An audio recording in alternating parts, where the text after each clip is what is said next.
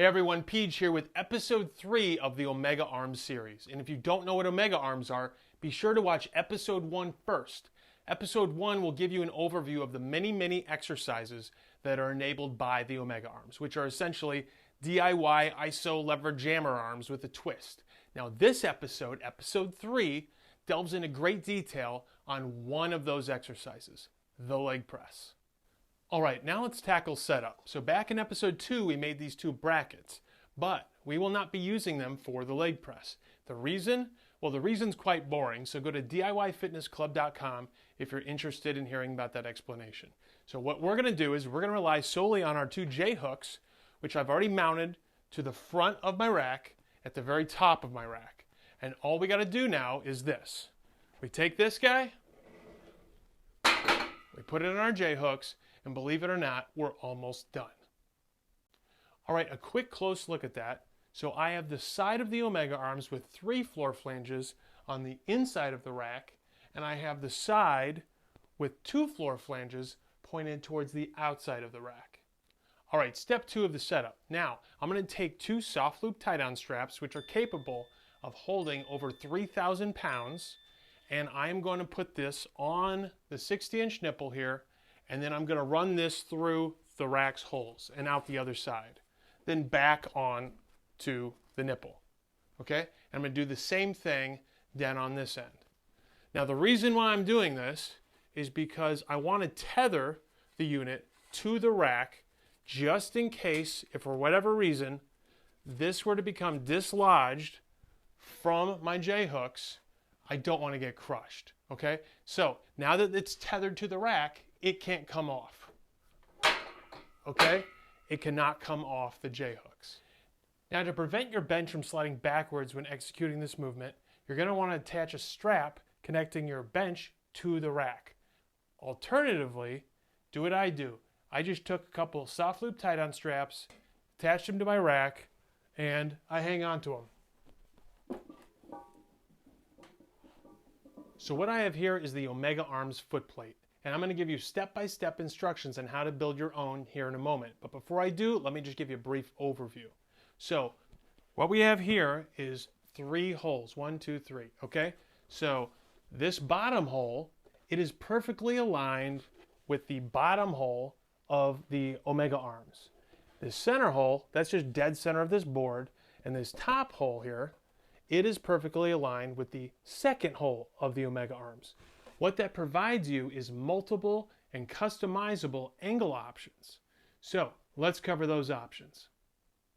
All right, option 1, we're going to put the foot plate in a fixed position, meaning it will be locked on and flush with the Omega Arms.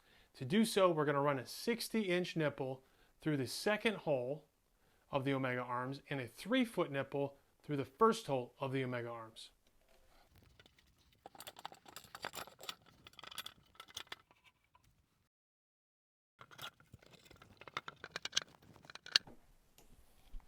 Then I'm going to take a 3/4 inch cap, put it at the end of this 3-foot long nipple on the bottom. I also have 14-inch long Olympic plate adapters, and I showed you how to build those in episode 2 of the Omega Arms series. So I'm going to add this to both sides of the 60-inch long nipple. This will prevent metal-to-metal contact from damaging your rack.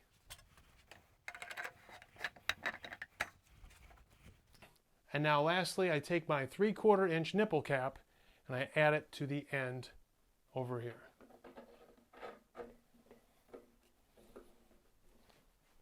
And there you have it, fixed position placement.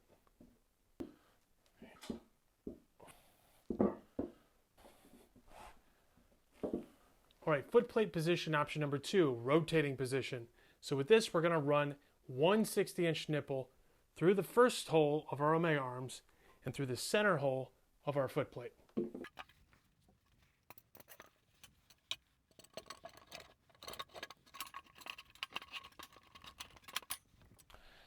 And again, we're going to add 14-inch Olympic plate adapters and 3/4 inch nipple caps to both sides.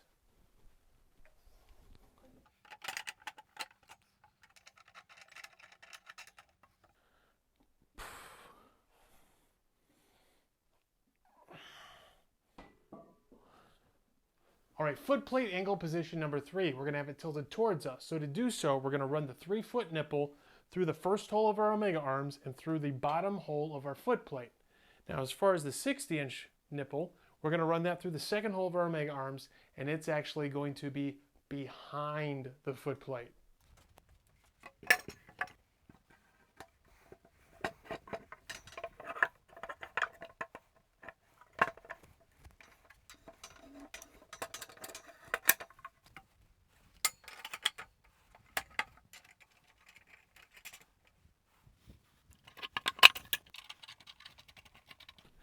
Now, as you can see, the nipple from the floor flange on the foot plate actually hits the 60-inch nipple, so it prevents it from falling forward.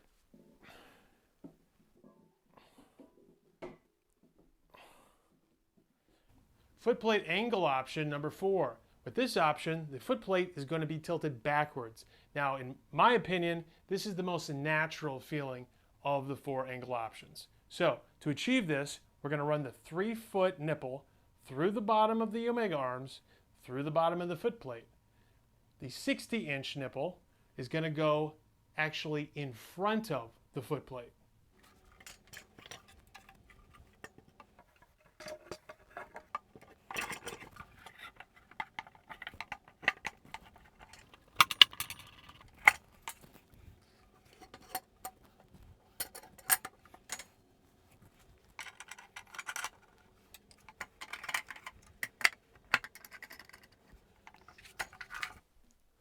Now with this option, there's one additional step. In order to set the preferred pitch, we're going to use 2 soft loop tie-down straps that are hitched together, okay, and a carabiner.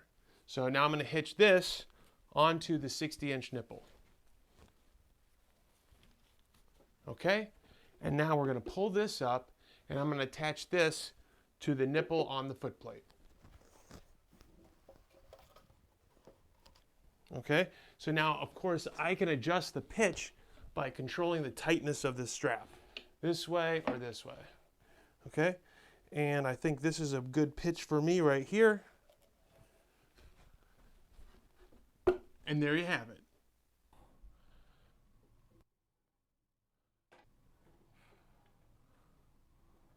Now, as far as loading options, you can add plates right here directly onto the first set of nipples. Loading option number 2, you can put plates right here on the center nipple, which is right on your foot plate. All right, loading option number 3, we're going to make use of these 14-inch long Olympic plate adapters on the 60-inch nipple. So all we do is tilt this forward and throw it on there. Loading option number 4, use bands. So you can use bands in conjunction with plates or instead of. And you can really attach them to anywhere on the omega arms or its foot plate. So I'm going to go ahead and put mine right here on this nipple right here. Same thing on this side. And exercise.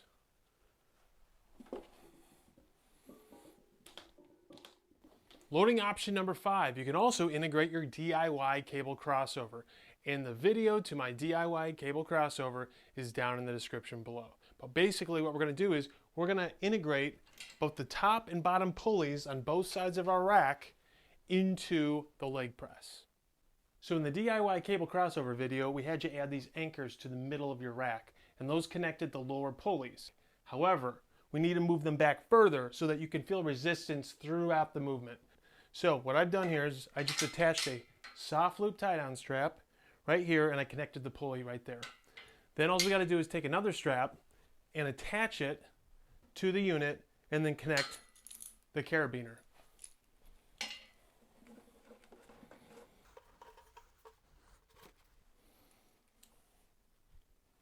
And connect.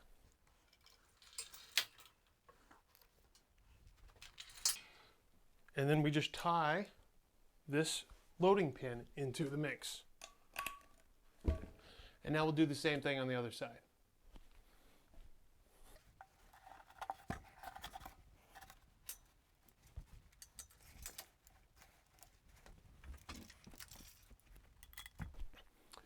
and exercise.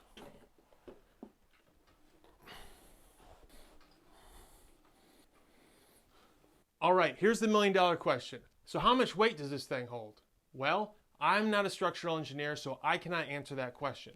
All I can tell you is this. Start with a low amount of weight and work your way up to where you are comfortable, okay? This is not made out of steel. This is wood and pipes. So don't put a ton of weight on here and expect nothing bad to happen. Be smart. And for God's sakes, don't use this thing around kids or pets, okay? Now, enough of the lecture. Let's get to what you came here for, the step-by-step DIY tutorial of how to build the footplate. All right, step 1.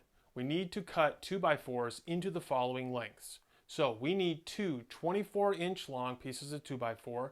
That'll be the pieces on the top and bottom. We need two 16.5-inch pieces of 2x4. Those will be the pieces on the sides. And we need 5 21-inch long pieces of 2x4. Those will be the pieces on the interior. Step 2, now we're going to determine the hole positions for these two sideboards. All right, so I've already marked and measured the center of this 16.5-inch long piece of 2x4, and I've marked and measured the distance between the first hole and the second hole. So now all I got to do is clamp this guy right onto the Omega arm, making sure that those two center markings are perfectly aligned.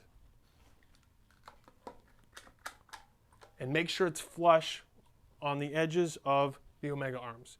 Then I'm going to take my pencil and I'm going to trace the hole positions onto the 2x4.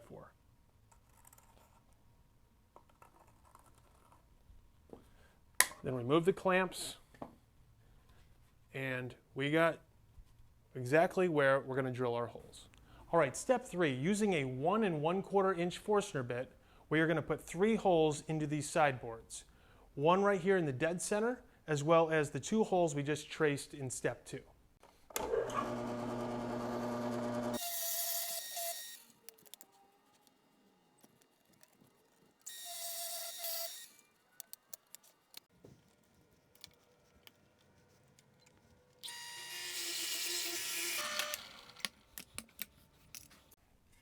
Okay, so the top one is good to go, went all the way through. This bottom one, it only went partially through, so I'm going to finish it off right now.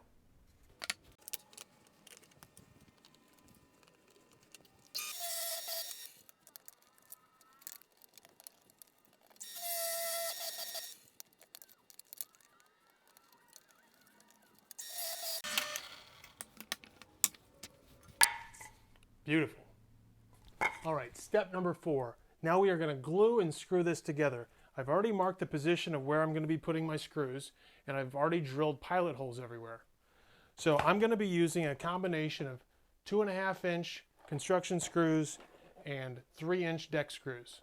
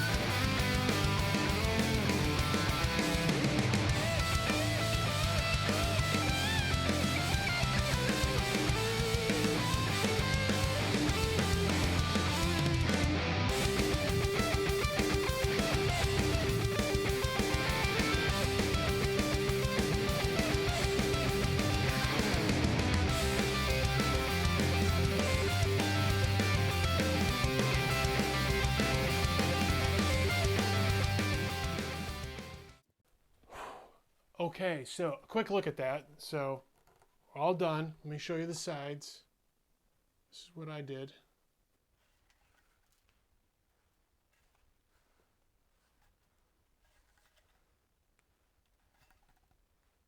Okay, Now we're going to go ahead and cut our plywood. All right, step number 5, we are going to rip this 1/2 inch thick piece of plywood so that we have a 24 by 19.5 inch piece.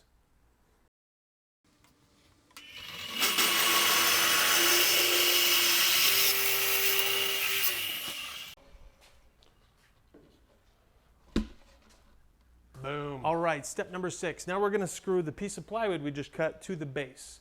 Now the trick here is you don't want the screws you're going to be putting in here to be too close to any of the screws that are already in the base. Otherwise your wood could split. And I am going to be using 3-inch construction screws.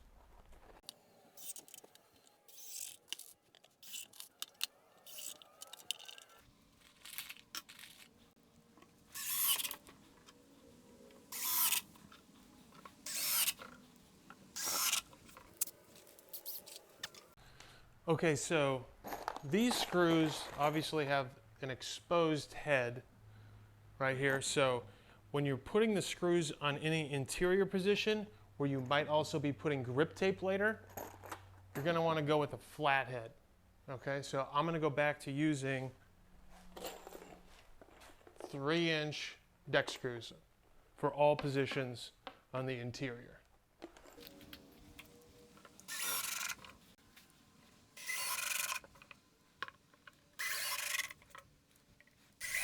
Step number 7. Now we are going to install our 3/4 inch floor flange using 3-inch deck screws right here in the center. And I've already pre-drilled to prevent the wood from splitting.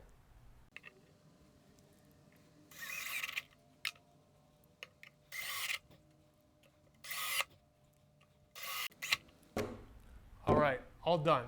Now we're ready to paint. All right, the paint is now dry and we are ready to add our anti-slip tape. I got that stuff off of Amazon and I'll put it down in the description below. You pretty much just take it, pick your length, cut it with a pair of scissors, and peel and stick. So let me flip this over. And I already cut mine, and I'm going to be adding 3 pieces. You can of course do more, but I think 3 pieces should be sufficient. We can always add more later. Okay, first piece done.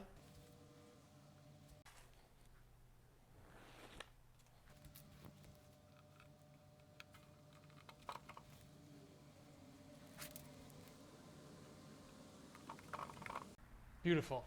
Now, let's go use it. All right, so that does it for this episode, and I look forward to seeing you again in the next episode of the Omega Arms series.